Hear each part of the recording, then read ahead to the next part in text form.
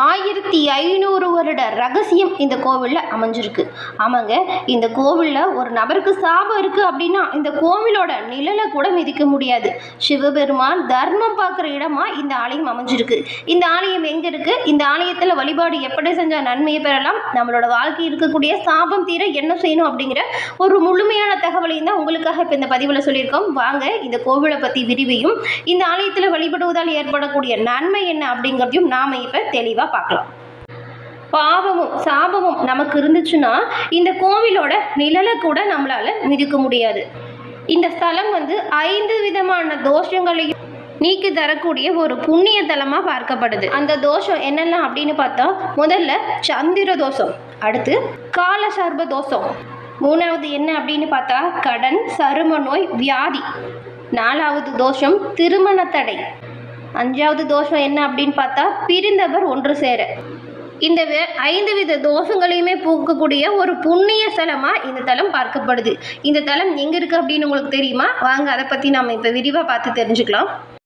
இந்த புண்ணியம் நிறைந்த திருத்தலம் திருவாரூர் மாவட்டத்தில் நன்னிலம் பக்கத்தில் அச்சுதமங்கலம் என்னும் ஊரில் அமைஞ்சிருக்கு. இங்கே சோமேதேஸ்வரர், தர்மேஸ்வரர் ரொம்பவுமே பழமையான அதிசயம் நிறைந்த திருத்தலமாக இந்த திருத்தலம் பார்க்கப்படுது.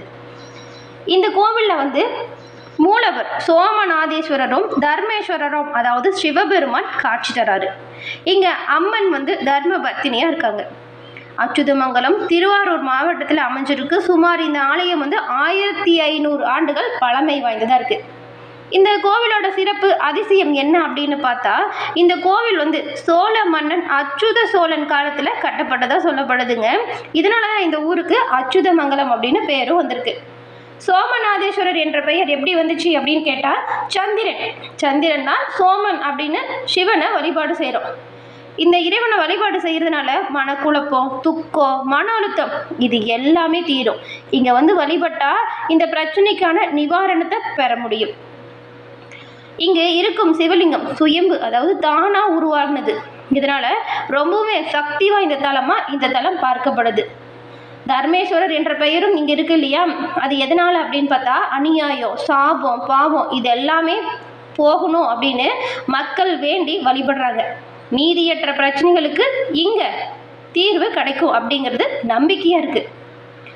பொதுவாக சிவலிங்கத்தில் ஔடையார் இடது பக்கம் இருப்பாங்க, ஆனால் இங்கே வலது பக்கத்தில் இருக்கிறது அபூர்வமாக இருக்குது. மகாபாரத காலத்தில் பாண்டவர்கள் தங்கியிருந்து சிவனை வழிபட்ட இடமும் இந்த ஆலயம்தான். ரொம்பவுமே சிறப்பு வாய்ந்த ஒரு விஷயம் இல்லையா? இந்த ஆலயத்தில் முக்கியமாக நடக்கிற ஒரு விஷயம் என்ன அப்படின்னு பார்த்தா மகா சிவராத்திரி, அதுக்கப்புறம் திருக்கார்த்திகை. இந்த நாளில் மிகப்பெரிய திரளில் பக்தர்கள் இங்கே வழிபாடு செய்கிறாங்க. பாவம் உள்ளவங்க மன அமைதி இல்லாமல் இருப்பாங்க. உண்மையான பக்தியோடு இந்த கோயிலுக்கு போனால் கண்டிப்பாக இறைவனின் அருளை பெற முடியும். அதனால தான் சிலர் இந்த கோவிலில் பாவம் செஞ்சவங்க நிழலை கூட மிதிக்க முடியாது அப்படிங்கிறத நம்பிக்கையாக சொல்கிறாங்க. 1500 வருட பழமையான இந்த ஆலயம் சோழ கால வரலாறையுமே குறிக்குது. இந்த ஆலயத்தில் சுயம்பு லிங்கமாக இறைவன் இருக்கிறது தனி சிறப்பு வாய்ந்ததாக அமைஞ்சிருக்கு. சந்திர பகவானால் ஏற்படக்கூடிய தோஷம் இந்த ஆலயத்தில் இறைவனை வழிபடுவதால் தீரும்.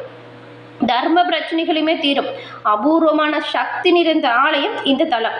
பாவம் இருந்தால் இந்த கோவிலில் நிழலை கூட மிதிக்க முடியாது அப்படின்னு சொல்கிறது இதனால தான். 1500 வருட ரகசியம் நிறைஞ்சதாக இந்த தலம் இங்கு இருக்குது. இந்த கோவிலில் சந்திர தோஷம் மனக்குழப்பத்தை தீர்க்கிறதா அமைஞ்சிருக்கு. மன அழுத்தம், கவலை, பயம் இது எல்லாமே இங்கே வழிபடுவதால் தீரும். இந்த கோவிலில் பாவம் தீர்க்கும் தலமும் ஏன் அப்படி சொல்கிறாங்கன்னு பார்த்தா, இங்கே அனைத்து வித கிரக தோஷமும் தீருது. சந்திர தோஷம், நாகதோஷம், கிரக தடை இது எல்லாமே இங்கே இருக்கிற சிவ வழிபாட்டால் குறையும் அப்படிங்கிறது நம்பிக்கையாக அமைஞ்சிருக்கு. அது மட்டும் இல்லாமல் திருமண தடையுமே நீங்குதுங்க. இங்கே இறைவன் திருமண குளத்தில் காட்சி தராரு. அந்த இறைவனை வழிபடுவதால் திருமண தடை நீங்கும். அதே போல் உடல் ஆரோக்கியத்தில் ஏற்பட்டிருந்த குறைபாடுமே நீங்கும். குழந்தை பாக்கியம் பெறவும், வாழ்க்கையில் இருக்கக்கூடிய பிரச்சனை தீர்வும் இங்கே வழிபட்டால் கூடிய விரைவில் பிரச்சனைக்கான தீர்வை பெற முடியும். அதனால தான் பாவம் நீக்கவும் மன அமைதி தரவும் இங்கே இறைவனை வழிபடுறாங்க பக்தர்கள். குடும்ப அமைதிக்காகவும் தம்பதியருக்குள்ள பிரச்சனை இருந்துச்சுன்னா அதை தீர்வு பெறுவதற்குமே இங்கே இருக்கக்கூடிய அம்மனை வழிபடுவதால் நன்மையை பெற முடியும். இங்கே இருக்கக்கூடிய தட்சிணாமூர்த்தியை வழிபடுவதால் சிறப்பான கல்வி, ஞானம் மாணவர்கள் பெற முடியும். வாழ்க்கையில் ஏற்படக்கூடிய தடைகள் நீங்க நடராஜர் அருள் புரிகிறார். இங்கே இருக்கக்கூடிய துர்க்கம்மனை வழிபடுவதால் நம்மளோட வாழ்க்கையில் இருக்கக்கூடிய கெட்ட சக்தி பயம் நீங்கி நல்ல ஒரு தன்னம்பிக்கை தைரியம் துணிச்சல் அதிகரிக்கும். கர்ம பாவத்தை தீர்க்கவும் ஆன்மீகத்தில் உயர்வு கிடைக்கவும் சிறப்பான வழிபாடு இங்கே செய்யலாம். இது மாதிரி பல மூர்த்திகள் ஒரே கோவில் இருக்கிறது மிகப்பெரிய அதிசயம். இங்கே இருக்கிற ஒவ்வொரு சன்னதியிலையுமே தனி சிறப்பு வாய்ந்த அதுக்கான ஒரு வரலாறே அமைஞ்சிருக்கு. இந்த கோவில் சிவபெருமான் ஒரு சிறப்பு வாய்ந்த நாள் அப்படின்னு பார்த்தா சந்திர உதிக்கிற நாள் பௌர்ணமி தினத்தில் இந்த கோயிலில் போய் வழிபடுறது ரொம்பவும் சிறப்பு. மன அழுத்தம் சந்திர தோஷம் இங்கு தீரும். மிகவும் முக்கியமான நாள் அப்படின்னு பார்த்தா பிரதோஷத்தில் வழிபடுறது ரொம்ப ரொம்ப நல்லது. பாவ நிவர்த்தி கடன் கஷ்டம் குறைய நீங்கள் பிரதோஷ நாளில் வழிபாடு செய்யலாம். அமாவாசை அன்னைக்கு நீங்கள் வழிபடுவதால் பித்ரு தோஷம் முன்னோர் சாபத்திலிருந்து விடுபட முடியும். பௌர்ணமி தினத்தில் வழிபாடு செய்யறதுனால சந்திரனின் சக்தியை அதிகரிக்கலாம். மன அமைதியும் குடும்பத்தில் ஒற்றுமையும் பிரச்சனைகள் தீர்ந்து குடும்பத்தில் அமைதியான சூழல் நிலவும் நீங்கள் பௌர்ணமி தினத்தில் வழிபாடு செய்யலாம். அடுத்து பாருங்கள் சிவராத்திரியில் வழிபடுறது ரொம்ப ரொம்ப நல்லதுங்க. மிகப்பெரிய பலன் அப்படின்னு கூட சொல்லலாம். வாழ்நாள் பாவங்களுமே சிவராத்திரியில் இறைவனை வழிபடுறதுனால போக்க முடியும். உங்களுக்கு சரியாக எந்த நாள் வழிபடணும் அப்படிங்கிறத பிளான் பண்ணி கோயிலுக்கு போயிட்டு வாங்க. நல்லது கண்டிப்பாக நடக்கும். நாம் இவ்வளோ நேரமாக இந்த கோவிலோட சிறப்பு என்ன, இங்கே இருக்கிற சுவாமிகளை எப்படி நாம் தரிசனம் செய்யணும், எப்படி தரிசனம் பண்ணால் நம்மளோட வாழ்க்கையில் இருக்கக்கூடிய பிரச்சனையை தீர்க்க முடியும் அப்படின்னு பார்த்தோம். இப்போ இந்த கோவிலோட சிறப்பு என்ன அப்படிங்கிறத தெரிஞ்சுக்கலாம். சோமேஸ்வரர் கோவில் அப்படிங்கிறது தமிழ்நாட்டில் திருவாரூர் மாவட்டத்தில் அச்சுதமங்கலம் கிராமத்தில் அமைஞ்சிருக்கு அப்படிங்கிறத நம்ம முதல்லயே பார்த்துட்டோம். சிவபெருமானுக்கு அர்ப்பணிக்கப்பட்ட இது ஒரு இந்து கோவிலாக இருக்குது. இந்த கோவில் 1500 ஆண்டுக்கு முன்னாடியே சோழ மன்னன் அச்சுத சோழனால் கட்டப்பட்டிருக்கு. இது அதனால இந்த ஊருக்கு அச்சுதமங்கலம் அப்படின்னு வந்துச்சு அப்படிங்கிறதை நம்ம ஏற்கனவே பார்த்தோம். இந்த கோவில் பாருங்க கிழக்கு நோக்கி அமைஞ்சிருக்கு. 4 அடுக்கு ராஜகோபுரம் இந்த கோவிலில் அமைக்கப்பட்டிருக்கு. அதே போல் இந்த கோவிலில் 4 பிரகாரங்களும் அமைஞ்சிருக்கு. கோவிலோட சுவரில் தமிழில் சோழர் கால கல்வெட்டு இன்னுமே இருக்குது. இந்த கோவில் கிபி 1182 3ஆம் குலோத்துங்கனின் ராஜகுருவான ஸ்ரீ கந்த சம்புவால் கட்டப்பட்டுதான் நம்பப்படுதுங்க. அதுக்கப்புறம் மூலவர் சிலைக்கு அருகில் ஒரு சுரங்கமும் இருக்குது. அந்த சுரங்கம் இங்கே இருக்கக்கூடிய 500 மீட்டர் தொலைவில் அமைஞ்சிருக்கக்கூடிய அந்த குளத்தில் முடிவடையதான் நம்பப்படுது.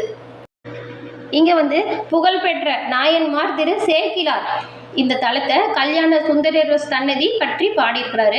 அது மட்டும் இல்லாமல் திருமண பரிகார தலமாகவும் இந்த ஆலயம் விளங்குது. இந்த கோவில் சோழர் காலத்தை சேர்ந்தது. கோவிலில் அர்த்த மண்டபம் முக மண்டபம் மகா மண்டபம் அப்படின்னு அழகான விமானத்துடன் கூடிய கருவறை முழுமையாக அமைஞ்சிருக்கு. சோமேஸ்வரர் சன்னதியிலிருந்து லிங்க வடிவில் பக்தர்களுக்கு அருள்பாலிச்சுட்டு வராரு. அன்னை தனி சன்னதியில் அமர்ந்திருக்கிறார். 4 கரங்களோடு நின்ற கோலத்தில் பக்தர்களுக்கு அருள்பாலித்து வராங்க. கோவில் தூணில் கூட சிற்பங்கள் நிறைஞ்சிருக்கும்.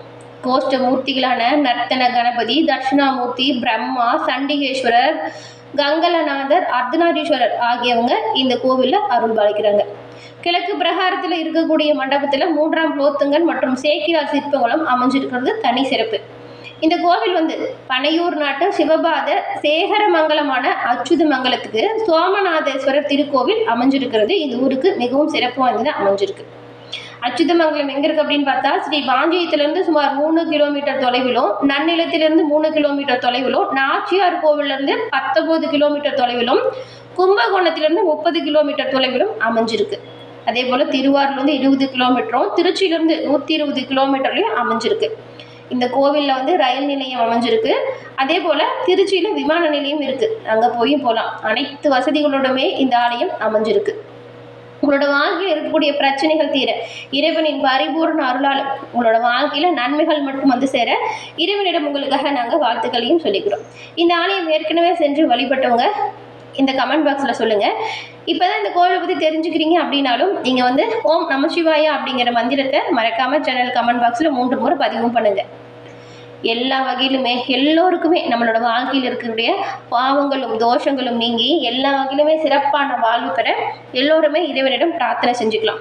இந்த பதிவை நீங்கள் பார்த்துட்டு இருந்தீங்கன்னா கண்டிப்பாக உங்களுக்கு சிவபெருமான் பிடிக்கும் அப்படின்னா தென்னாளுடைய சிவனே போற்றி அப்படிங்கிற மந்திரத்தையும் கமெண்ட் பாக்ஸில் பதிவு பண்ணுங்கள்.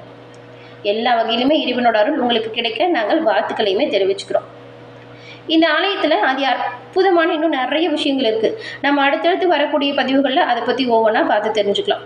என்ன நேயர்களே, இந்த பதிவை நீங்கள் பயன்பெறக்கூடிய வகையில் அமைஞ்சிருக்கும்னு நினைக்கிறோம். பதிவு பிடிச்சிருந்தால் லைக் பண்ணுங்கள். உங்களுடைய நண்பர்கள், அதுக்கப்புறம் உங்கள் குடும்பத்தில் இருக்கிறவங்களுக்குமே இந்த பதிவை பற்றி ஷேர் பண்ணுங்கள். அவங்களும் பார்த்து பயன்பெறட்டும். நீங்கள் இப்போ தான் ஃபர்ஸ்ட் டைம் நம்ம சேனலை பார்க்குறீங்க அப்படின்னா மறக்காமல் சேனலை சப்ஸ்கிரைப் பண்ணி வச்சு கூட வர பெல் ஐகானை கிளிக் பண்ணி வச்சுக்கோங்க. அப்போ தான் நாங்கள் போடுற பதிவுகள் ஒவ்வொன்றுமே நோட்டிஃபிகேஷன் மூலம் உடனுக்குடன் உங்களை வந்து அடையும் அப்படிங்கிறத தெரிவிச்சுக்கிறோம். தொடர்ந்து பார்த்தமைக்கு நன்றி நேயர்களே.